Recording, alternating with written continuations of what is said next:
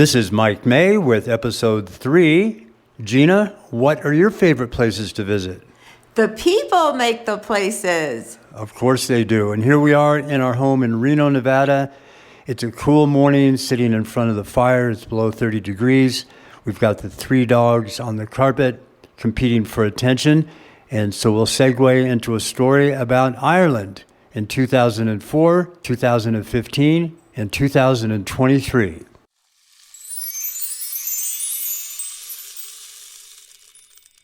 WayFun, Ireland and Scotland by Mike May.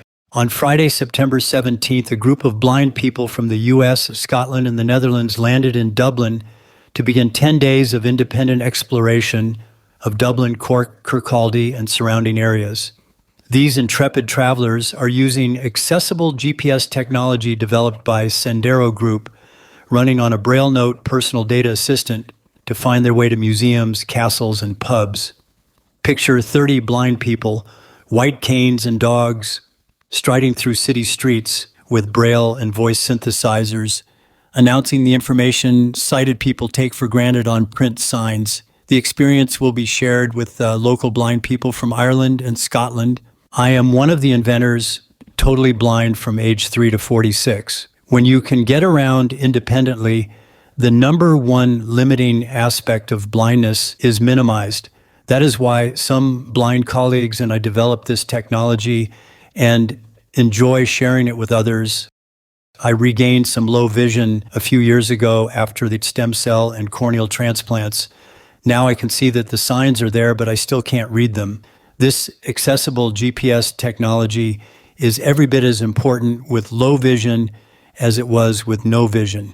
Friday, September 17, 2004, first day in Dublin. We arrived from our various international cities with no delays. That is not to say my brain isn't delayed after flying and no sleep for 2 days. We spent the day touring Dublin, getting the lay of the land and of the GPS street maps and points of interest. Sunday, September 19th, 2004.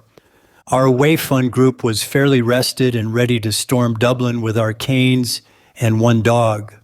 Our colleague, Richard Bartholomew from Scotland, being the only one among us who brought his dog guide. The laws for bringing dogs to the UK and Ireland were recently relaxed, but not quite in time for the American dog users to organize bringing their dogs. We split up into 4 groups and went off in search of geocache locations in the more common sites of Dublin. Users of the Braille Note GPS ranged from intermediate to advanced. Each group had at least 1 two-way radio with a range of a mile or so. I would check in with the groups on the radio or via mobile phone. The weather started out sunny for the 2nd day in a row and spirits were definitely bright. I went in search of Pete's electronics store to find some power adapters, plus I enjoyed the challenge of operating completely on my own. I asked lots of questions from passers-by because I learned the vicinity of the store and a street name, but not an address. One benefit of the GPS is that you can find out sooner when people give you a bum steer. When one is in another English-speaking country, many expressions are interesting. Richard B. told us, for example, that the older folks in Scotland use the expression going to check messages when we would say going to the grocery store. I wonder if the expression bum steer was originated by merchant farmers. It certainly applies to at least half of the directions one hears on the street. Maybe I don't understand the language, but it sure seems that people are even less specific here than back in the States. Thank goodness for technology. I eventually found the store in a rather circuitous manner. The walk back to the hotel took 1/3 the time and half the distance. I didn't need to ask any questions since the Lynham Hotel was already in my database, and I then connected with the Kansas City group via the radio. They told me what point of interest they were near, and I set that on my GPS and created a route to them.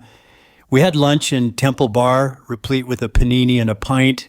I had to do double time from the restaurant to the Royal Dublin Hotel, where we met up with a group of 25 to 30 Dublin locals organized by the National Council of the Blind of Ireland. I gave a presentation, and then the locals paired up with GPS guides from our group, and we walked the streets near the hotel.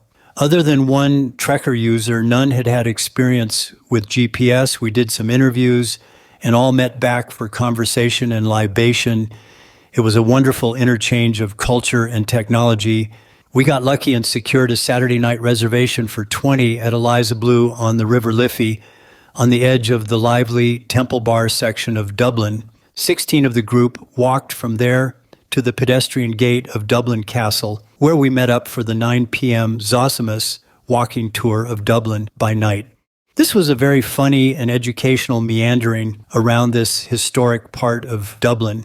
We heard about the notable prisoners in the castle and about the author of Dracula, who is from Dublin. The two actors were superb entertainers, the leader using a cane and wearing a blindfold.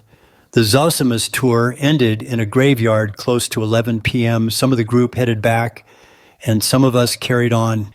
We proceeded from there to O'Shea's pub for what we thought would be Guinness and traditional Irish music. Instead, it was country music.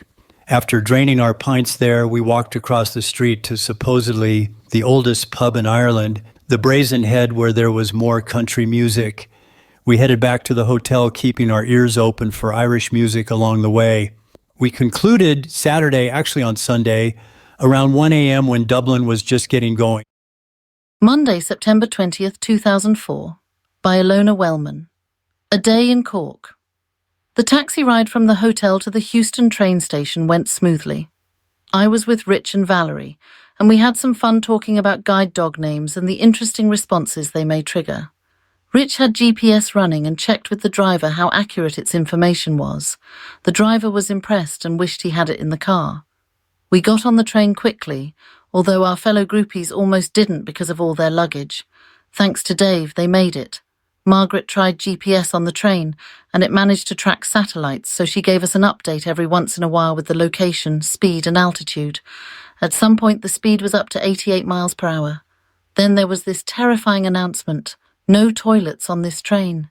Interesting thought when you know you'll be on that train for over 2.5 hours.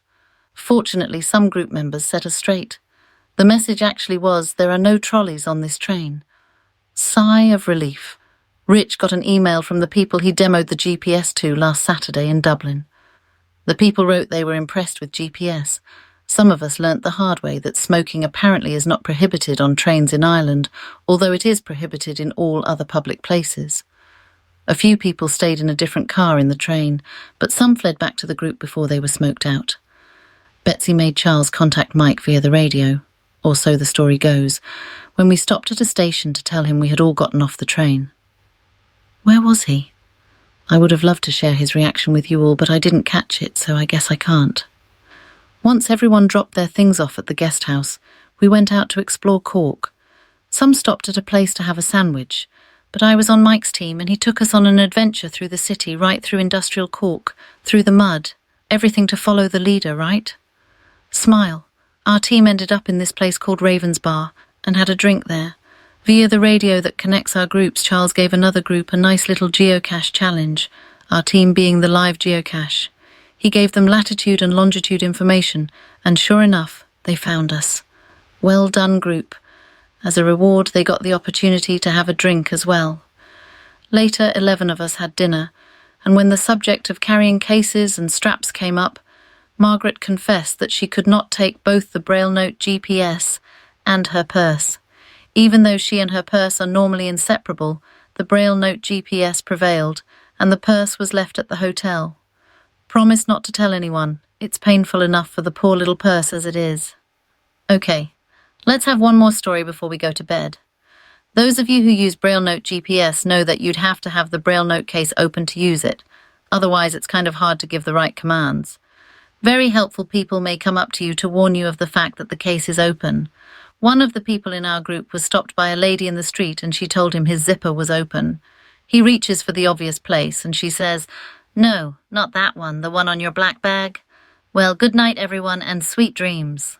Tuesday, September 21st, 2004, by Mike May. Cork raising the bar.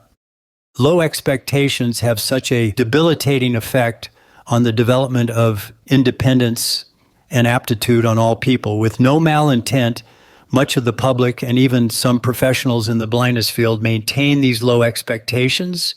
It is so beneficial and yet so difficult to raise expectations of blind individuals, even though the result can be so life enriching. I was thinking about this at 11 p.m. last evening as I strolled from the cyber cafe to our hotel.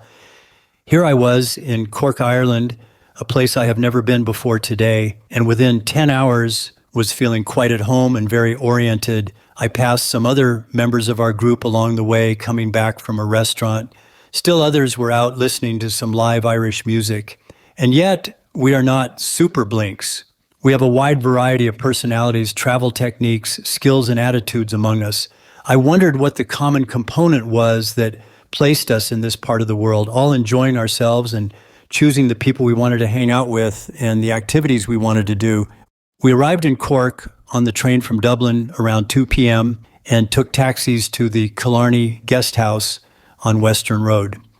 I had the taxi driver drive through town and describe the layout and interesting places to visit.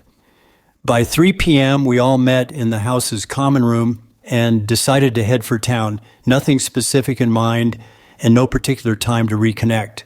We would divide and conquer. People clustered into groups of their choosing and started walking toward town. Everyone had their Braille note GPS, and most groups had a person with a two-way radio. Periodically, the radio would squawk as we checked in with each other with tips about places we had discovered. Some stopped to eat, while others continued to wander. Eventually, we were at 2 different pubs, and then all at one pub talking about where to have dinner. It is not easy figuring out how and where 20 independent people want to go to dinner. Logistically, some blind folks might naturally connect with a sighted person in the group in order to find and get to a restaurant in a brand new city. I think I shocked the agent at the train station when he asked me if we had any sighted guides for our group, and I said we kept them out of sight until we needed to drive somewhere. I am not sure if he realized I was kidding or not. From the pub, we broke up into dinner groups as the hungriest people said, "I am out the door, who is coming with me?" Off we went again to separate parts of town based upon who we wanted to visit with that evening and what we wanted to eat. Some of the blind and sighted people in our group don't walk all that fast, and some get easily turned around. These are not all travelers from the O&M Olympics, and yet people were heading out the door of that Washington Street pub when and where they wanted. In fact, when we were in Dublin and did walk to a restaurant as a group, we arrived there minus 2 people. I was worried, but they were industrious and eventually found us. After dinner, people again broke up into subgroups or couples. Some headed back to the hotel, some went in search of music, and I headed for the cyber cafe to post the blog for the day. This involved getting photos, getting the text from Alona, going to the guest house, getting my laptop, and back again into town to find the cyber cafe, which I'd never been to before. The radios and GPS definitely helped coordinate all this. Ilona handed me a compact flashcard with the blog text on it when we passed each other on an island in an intersection.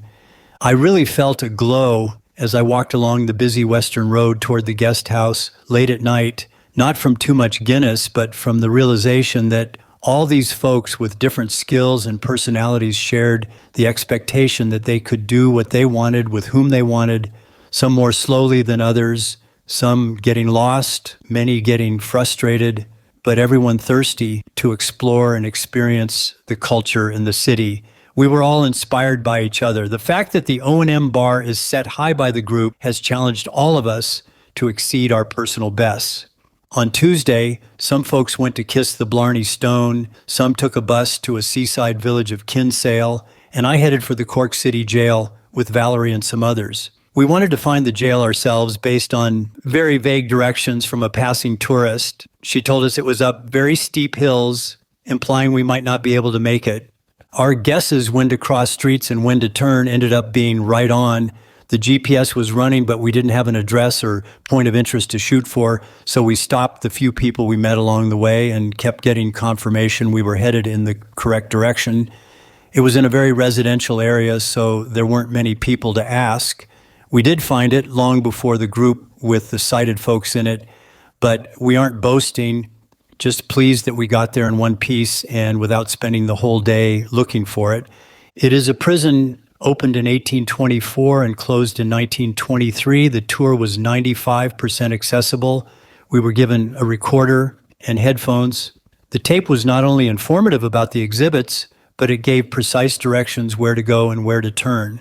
It was amazing for two blind people to be able to take a 90-minute tour without a word from a sighted person, and we didn't miss a thing. We were able to touch the models of the prisoners in the cells and a number of other tactile objects. It is worth the trip to Cork just for such an exceptional historical experience. After 5 miles of walking, a meager attempt at shopping, stopping for lunch, and exploring some less accessible tourist sites, we are back at our guest house in preparation for our meeting with Irish guide dogs, where we will have a chance to show off the GPS technology to locals and to learn from them. We hope that the high bar we have set for ourselves will also inspire blind people of this area to challenge themselves to see just what is possible. Sure, could have used one of those sighted people to help with the shopping. The GPS can help get us to the store, but it doesn't tell us anything about the items inside. We need technology to help with identifying people and goods in a shop. Now that we can independently get where we want to go, we are greedy for even more location information. I am sure our Irish compatriots would agree. We'll find out tonight over a pint.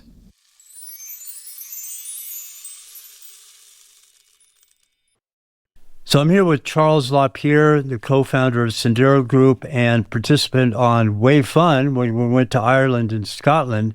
And having listened to the recent recordings that bring that time back from 2004, what are your highlights? What are your memories that brings up?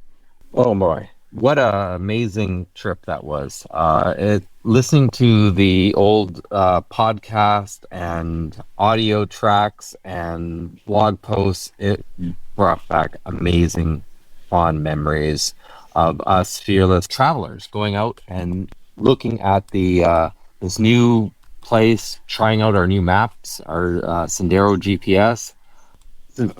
I created this, right? And I was out there thinking, oh my gosh, I wasn't afraid of the technology I knew it was going to work, but to see it in action and watching the folks. And I remember getting there before with Mike and checking out the geocaches to make sure that they were safe for everyone to go and try to find these. Because some of them, they actually put them in. I remember one was in a graveyard. Like, okay, are we going to be able, I don't want to be having folks stumbling over tombstones or something. So we were going and looking at these, making sure it was all safe for folks. And I remember being on the radios and sending out, okay, everyone, here's the latitude and longitude, try to find us. And, we'll give you a beer for the first group that finds us. And it was just so much fun. Like, Mike, I'm looking at some of the stuff that you and I invented and wrote and tested. And I still think that the GPSs of today, I'm like, why is it taking me that way? That's too many turns. This is not good for a blind person, right? I'm like, you wanted a straight shot this way and left. And my wife is always constantly saying, are you sure you're reading that right? I'm like, I didn't write the software for this one, honey. This one, I have no idea why it's taking us this way. It is interesting that we did lose some detail and some features in those early Braille notes, which I still have and use, by the way. Here we are 20 years later, and I'm still on a Braille note PK with GPS, because there are features that just aren't available on other hardware devices or on apps. Oh, I know. It was tailored for the blind in mind, right? That it was from the ground up. Like, this was born accessible, and you were able to just use it and know where you were, what was around you. We had that awesome look around mode, which was just incredible and way ahead of its time. And it would tell you important, really cool things that you were passing, right? As you were, in a car, not knowing what was going on, and you had this thing talking to you, and it was like your little friend that was like saying, oh, by the way, look it over here, look it over there. It's just incredible. Yeah, we did have a pub crawl lined up, and I think we went through 20 different points of interest, and those are still in our user database. If anybody wants to go to Dublin and do the blind pub crawl, it's available. Well, where should we go next? Well, we've been all over the globe there, Mike. New Zealand, Australia. Remember the reverse bungee shot that you and I did? Oh my gosh, yeah, the sky screamer. That's it. And we were trying to get the GPS to like track while we were being shot up into space. Yeah, we verified on the Braille note that it went 200 kilometers an hour.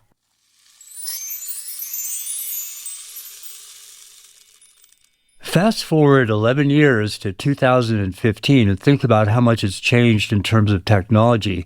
There were no iPhones in 2004. We used rudimentary cell phones and radios. In 2015, it was quite different.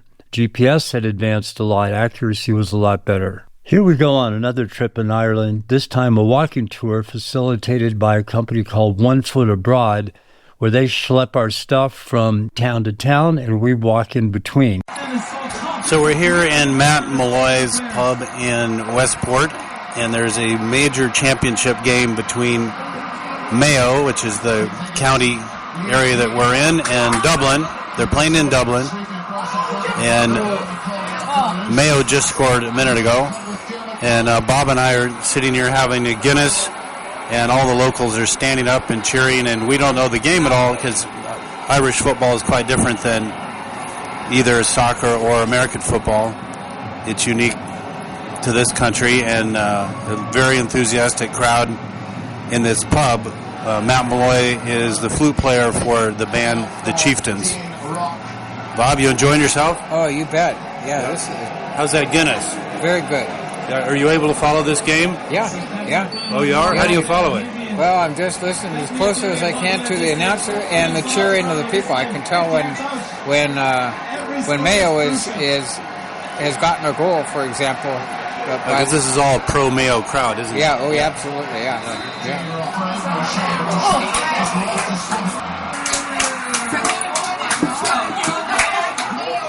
What happened? Dublin got a goal. Oh, no. So what's the score now? It's 112 to 112. About 10 minutes to go. Oh, my God. So Dublin. It's all tied up. What's your name? Helen, I'm Gena. Helen, what increment numbers do the goals equal? Like 6.7? Three. So 112, so they got like... No, 1 goal and 12. It's 1 goal and 12 points. It's 15 points. I see. Okay, got it. This is day one, Sunday, of our walk from Westport to Newport. This is Mike May. I'm here with Gena Harper, Sue Sweetman, Yuli, Tank, and way over there, still pairing his receiver, is Mr. Bob Sweetman. And who's this lovely fellow next to you? AJ. AJ. Okay, we're pairing our receivers. We've got the replay going. It's a really mild morning here, just leaving our bed and breakfast. and it's our anniversary. It's our anniversary, first anniversary, Yes. and we're leaving the Killery House, a lovely bed and breakfast. Let's see. Well, I guess if we do a nearby POI search. POI's found. Killery House, gourmet bed/breakfast, Distillery Road, Westport, 14 meters behind Northwest 117. But other than one crossing of a road so far, it's been exclusively for walkers and bikers, with lots of good signage. Just passed through the towns of Knockranny and Carrowbeg. This is our second day of hiking. We have left Newport and wound our way through town, which was a little bit tricky with small sidewalks and city streets. Finally picked up the Greenway on the outskirts of town, and it's paralleling the road, but at least it's off the road a little bit. We just passed some city, or city, it really means a little village. We've passed the village of Knocknageeha, Knocknageeha. We're northwest, heading to our next stop, which is Mulraney. Now, this section of the path is just a typical paved kind of bike path, and it's running along the N59, maybe 50 feet away from the road, with plants and things in between. There's been a lot of pastures along the way, just past a bunch of cows and a few barns. Pretty infrequent foot traffic. We've seen let's say a person on foot every 15 minutes and a biker maybe once an hour, or a clump of bikers together. The dogs all have their booties on now, so we have 12 dog booties to keep track of. Sue has to walk behind us because the shoes can come off easily, and then we won't know it, and we'll be missing one. The weather has continued to be dry. It's overcast. It's perfect. We thought we might be a little cold, but in fact, we have to unzip not to get too hot. Let's see, how far do we have to go? 6.35 kilometers, 1 o'clock, Anchor House, Newport. Anchor House is where we're headed. In Newport, 6.35 kilometers. How fast are we walking? 5.4 km. 5.4 kilometers an hour. A little over 3 miles an hour. Of course, that distance is as the crow flies, and we might have to curve around a little bit, not sure. We're walking through the fields here and almost to our final destination. Kind of sounds like maybe Gena had some indigestion. That would be the local sheep. We're in Newport at the local Irish pub with a girls' soccer team celebrating, we think, a victory.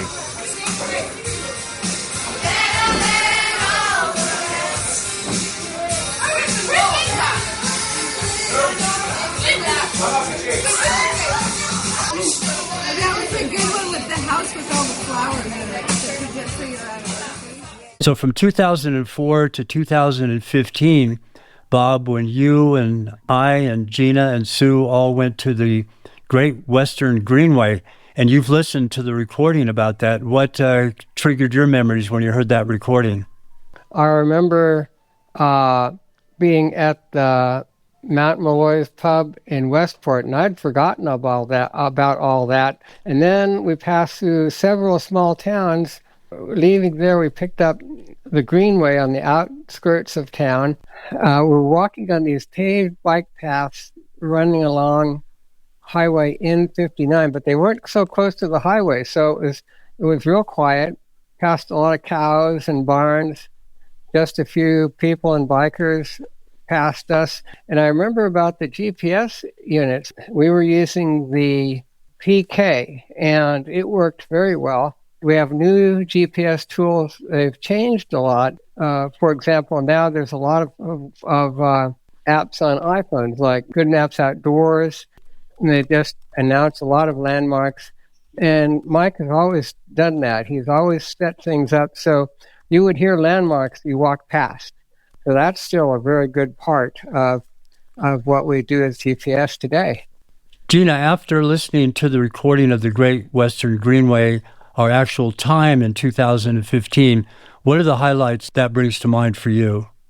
Well, that was an amazing trip. And one of the things I thought was really neat is I'd never traveled on such a long flight from California to Ireland with 3 guide dogs on an airplane, of course. So that was really neat, and they all did so well. And then I also was really impressed how all of the proprietors were super welcoming to us, and they didn't have any weirdness about us being blind or the guide dogs. So that made it much less stressful than it could have been. Another thing that I thought about in reflecting on that trip was the amazing food that we had, and that we had arranged it so that we ate at the different locations where we were staying versus going out to restaurants. So we got really fresh local food, and we got to enjoy hearing the proprietors and their accents, and the food was fresh because it was such a farm, like agriculture area that we'd been walking through. So all of those were really neat memories to me. Do you remember learning what peat actually felt like? I remember that experience, meeting that farmer who let us touch that. And I remember it smelling a certain way. And I don't actually remember what it feels like, but I remember that whole experience and how that was neat. And one of the things I do love about individual experiences, smelling it, touching it, just being with the person that's showing it to us. Well, maybe we should all go back for a reunion in Ireland. Yeah, that would be amazing. So, Sue, after listening to the recordings of our great time on the Great Western Greenway in Ireland in 2015, what are some highlights that you remember? Well, it was a great trip. I love going anywhere with Mike and Gena just because I feel like we've traveled well together and we're all sort of know how to kind of take stuff as it comes and don't get too stressed out over things that don't go exactly the way you want. So travel is fun with folks like that. But it was just a beautiful, beautiful place.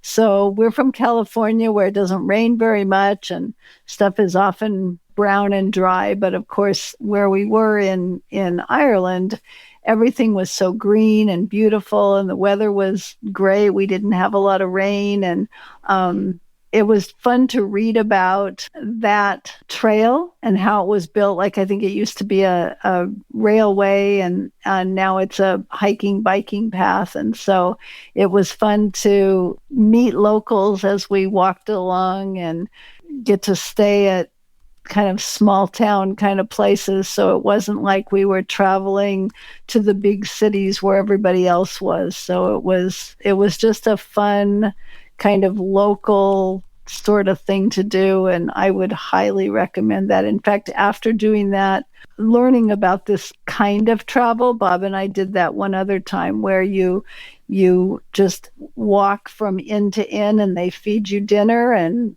breakfast, and then you get a little map or directions and you go to the next one. And of course, it's way more fun to do that with blind folks who are following the GPS and kind of taking control of the navigation. And then I just get to tag along. So that was fun.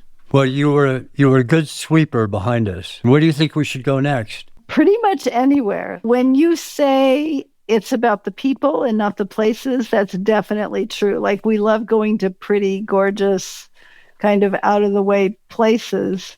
But when you're doing it with folks you really enjoy, then it pretty much doesn't matter where you are. You can always find something fun to do. Hear, hear.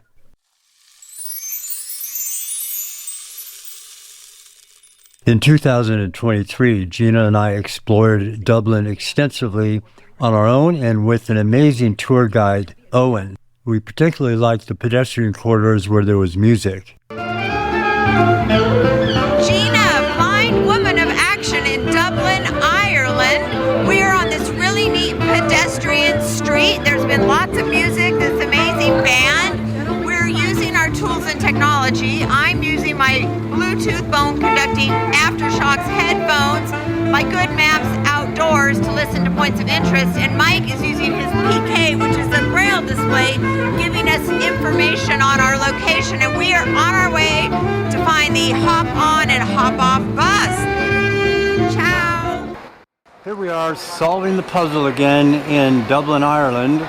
We thought we'd just do a casual, let's go find an ATM.